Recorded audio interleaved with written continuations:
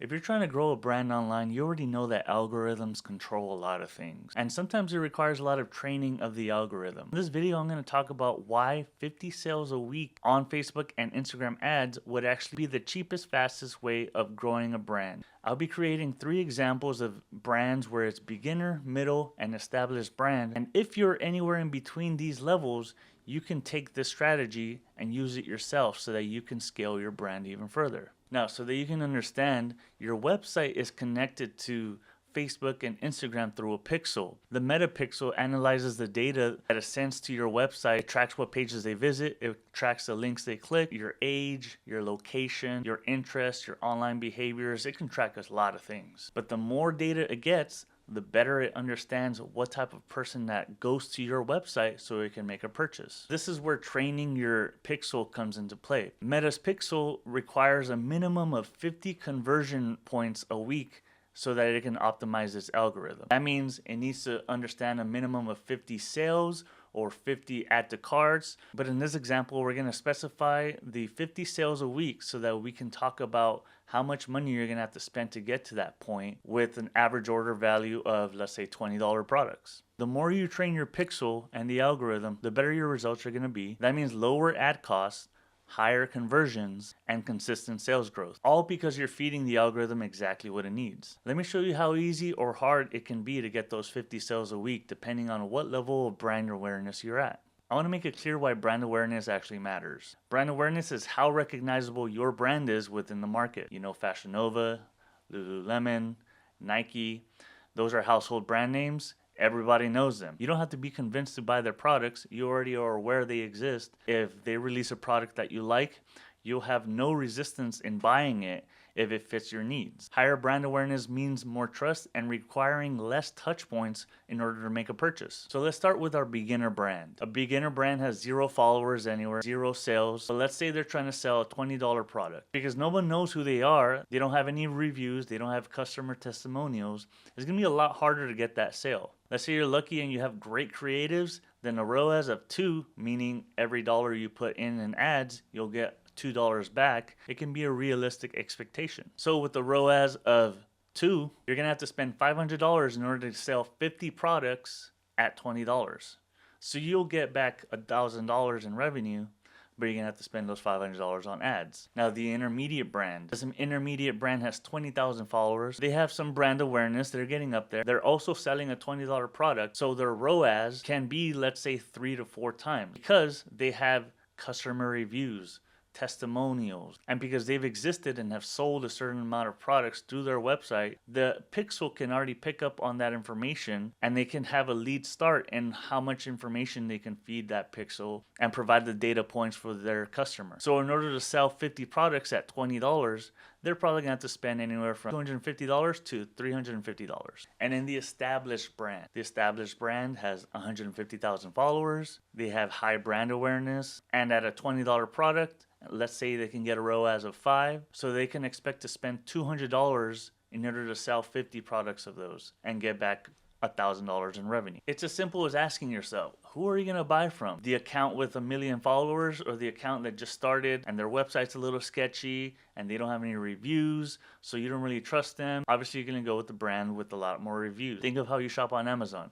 You probably go for the products with the most amount of reviews. That is social proof. Social proof works because in your mind, you're saying, oh, way more people trusted this product. I'm going to trust this product over the product with less reviews. So you see why awareness matters. So let's break down how to calculate your weekly ad spend if you really want to hit that mark. One of the most common mistakes that brands make when running ads is guessing how much money they have to spend. Guessing your ad spend leads to a lot of waste. But with these 2 simple metrics, you remove all the guesswork. So you need to understand average order value and return on ad spend. Average order value just means the amount of money that your average customer spends every time they visit your website. And a return on ad spend is how many dollars are you getting back every time you spend $1. The average return on ad spend across all industries is about 1 to 4. So you put in $1 on advertising and you get $4 back. So we already know the goal. We need 50 sales in order to hit that algorithm sweet spot. As a beginner brand, your average ROAS is maybe $2. Again, you have no reviews, no customer awareness, no nothing.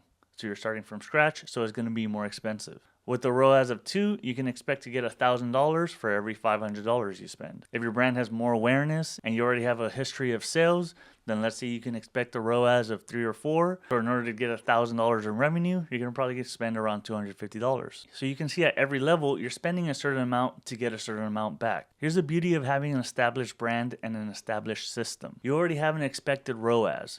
You're getting $2, $4, $5 back for every $1 you spend. So if your profit margin is 30%, then the $2 is going to be a loss. You're spending half your cost in trying to just get the sale, and then so you're actually losing money per every order. If your profit margin is 30%, then you need a minimum ROAS of 3 to 1 so that you can pocket some of that money. The beauty comes in everything after you get those 50 sales. You have an insane amount of data. You have 50 people that you can already retarget ads on, and if they like your product, then you already have a certain amount of that percentage that'll come back to you as a customer. As I mentioned, there's an average order value, but there's also something called LTV, the lifetime value. How much someone is going to spend every year on your brand. If you're willing to spend $10 to sell a $20 product, but your customer really loves your product, then that means you have expanded that customer into a lifelong customer. That's why proper systems are in place with your email marketing to nurture them and retargeting ads. Remember, the initial spend is just to get the first customer. The data after that is to bring them back. The 50 sales every week are in order to optimize the algorithm. So at 50 sales, you're getting so much data that you can improve your ROAS. And if you're only getting $2, $3, $4 back, maybe you get to the point where you're making $8 or $10 back. But it all has to be data backed. So when you make that initial sale, you can put retargeting ads on Facebook and Instagram, retargeting ads on Google. Retargeting is way cheaper than trying to get that initial sale. Now, reaching your 50 sales isn't the end point. It is the starting point. It's the point that you can start scaling your brand. So the examples I provided are just to show that just for those initial sales, you need to be able to spend anywhere from $250 to $1,000 for a $20 product. That's if your creative is good.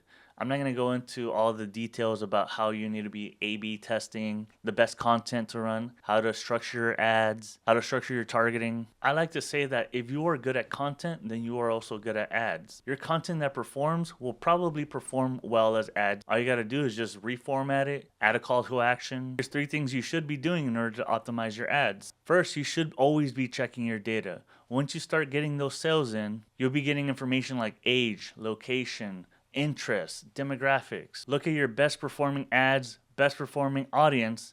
And second, you got to double down on your winners. You take the ones that are giving you the highest returns and you scale those up. You have to increase your budget slowly so that the algorithm smoothly finds people that fit within those categories. You're looking for similar buyers. And third, you got to cut and refine. Remove ads that are not working. Everyone will have winners and losers. You have to be testing dozens or hundreds of ads in order to get the results you really want. So on your winning ads, you got to be testing small changes like changing the headline, changing the images you use, changing your video hooks. Just changing the first 3 seconds of a video ad can dramatically boost its performance. But optimizing your ads is not the only way to scale a brand. Remember, you should be having a brand ecosystem working for you. So the ecosystem is email marketing, ads, and organic content. Those 3 should all be working in unison to be able to grow your brand. Remember, as you're scaling with those 50 sales, you'll be getting new followers, new website visitors, email marketing submissions. You can be able to retarget people that didn't purchase, that didn't submit their email into your funnel so that you can consistently hit them up, grow your brand awareness, grow the trust you have within your brand. You're going to increase the sales you'll get and reduce the cost of your ad spend over time by implementing these changes. The ads are simply getting the buyers that are more eager to purchase. Some people need more time to think about buying something. That's why you have email marketing to retarget and nurture those people. You can create educational content around your product, your services, so that you can slowly get it into their mind that you are the correct choice to provide them that service or product. All of these touch points work in unison. Your organic content, your ads, email marketing, your retargeting, they're all just part of the same system you should be using to improve the entire ecosystem of your brand. Over time, all of these touch points work in order to increase the sales that you get with minimal effort. This ecosystem is the difference between a one-time purchaser and a lifetime buyer. Scaling is about consistency, not luck. So let's do a recap. 50 sales is not your goal, it is the starting point in order to start scaling. It's your formula to grow as fast and cheap as possible.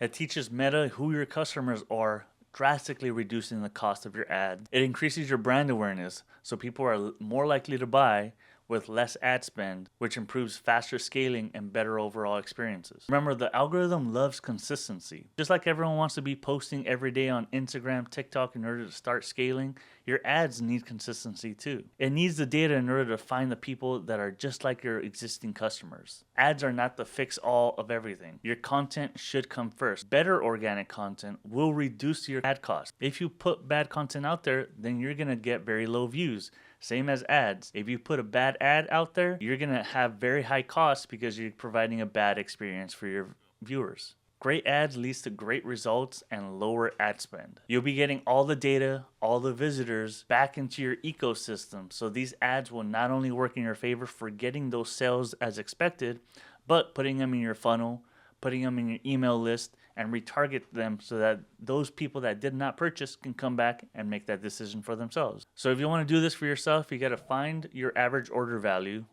You can do this easily on Shopify. Divide your average order value by 2 and then multiply by 50. That is how much you should be spending every week if you want to hit this number. I've had clients that have products from $10, $20, or $3,000. At the higher price point, you're gonna need to leverage a different type of conversion. Maybe let's say an add to cart conversion, because it's incredibly expensive to advertise for 50 sales a week at that price point.